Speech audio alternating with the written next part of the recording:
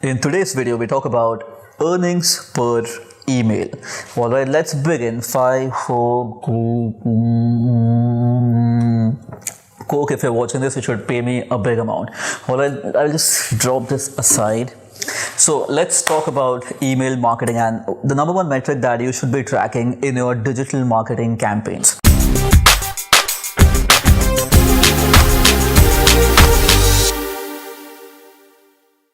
So I was recently reading a report from CMI and they still attribute 70+% of all the online sales to email marketing. So anybody who thinks that email marketing is dying or is dead is really wrong, is big time wrong, right? So now I completely believe and validate the report because that's exactly the kind of stats that I'm seeing in my business. So I'm a big proponent of email marketing. I think that's one area that's a big differentiator between the so-so conversions and the actual big time conversion. Because think about it, when people look at your ad, they sign up for your thing, you may give them something for free, which is a lead magnet, but most likely the conversion stops there. Because for people to actually buy from you, you need to nurture them, you need to get them to like you, trust your brand, and think that your products are worth investing in. So the only way to do that is through email marketing sequences, something we called as automatic nurturing sequence, where you win their trust, where you handle their objections, where you send out great stories for them to trust and like and connect with your brand. So this is something that I track every single day. I do not track the number of email subscribers, or I do not track the different number of followers or all the other metrics. For me, the most important metric to track is how much sale do I make when one email goes out. And that's something that I learned from one of my first mentors, who is Craig Ballantyne, and he used to track earnings per email.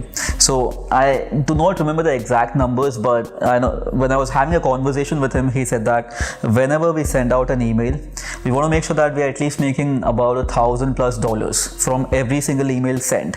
And if we send an affiliate offer in the email, if we make anything less than $1,000, we've lost money, and we've lost money for them, we lost money for us, right? So minimum we are looking at making every email sent is $1,000. So that's what they were focused on, and that's something that I'm focused on, but I do not track that directly with all the emails, because for that to happen, you need to have a call to action buy now button within each email. So my philosophy is a little different.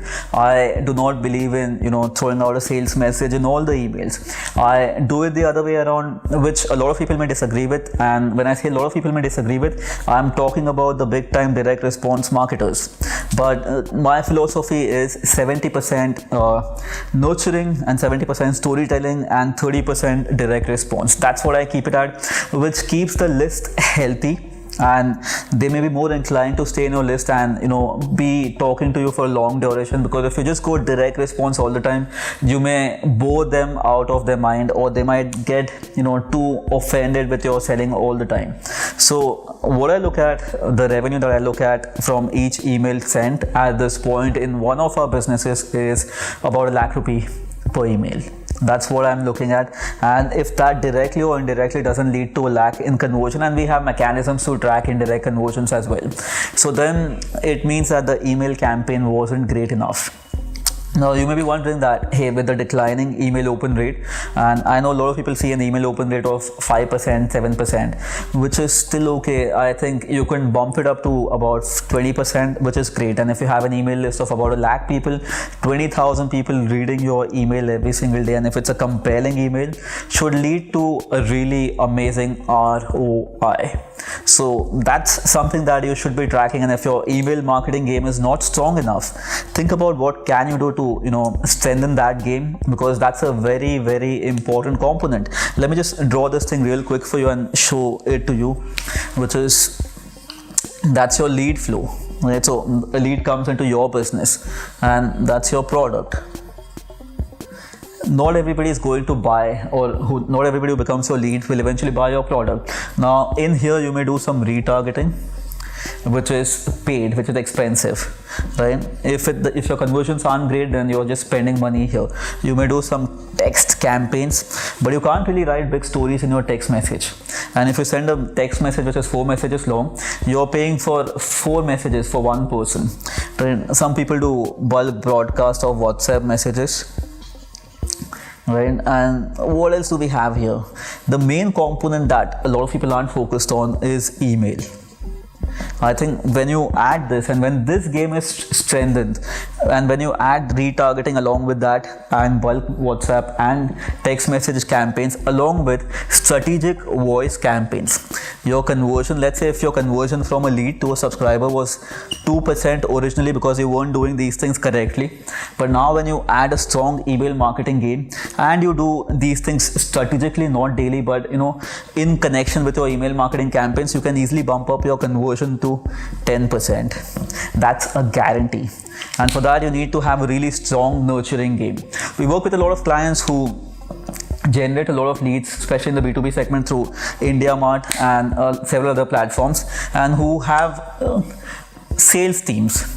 Right, so they get the lead and they keep bombarding the leads with, "Hi sir, do you want to work with us? We are sending you a proposal. Did you get time to check our proposal? We can give you a little discount." And then they say, "We got a better rate from the competitor." And that's how they drive the sales. And maybe in between they do a bulk WhatsApp, or they keep WhatsApping, "Sir, our proposals, sir, our rates," and stuff.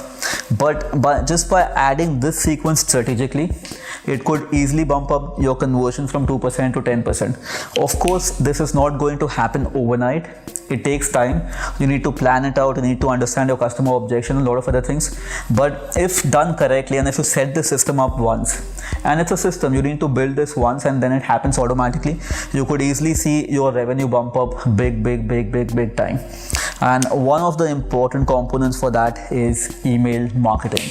I think if you have this game sorted, which is the in-between between a lead and a sale, and if you use the other digital media sources strategically with email marketing, I think you'll increase your revenue big time. So I hope this video was help to you. And if you're not tracking your earnings per email, I think that's a big mistake. Specifically if you're on e-commerce, I think that's one metric that you should track. Because I track that in my e-commerce Shopify stores. Well, EPE is something that you want to keep an eye on if you are not already doing that. Well, that's me, Karan Dharamsi, signing off for today. I'll talk to you in another video.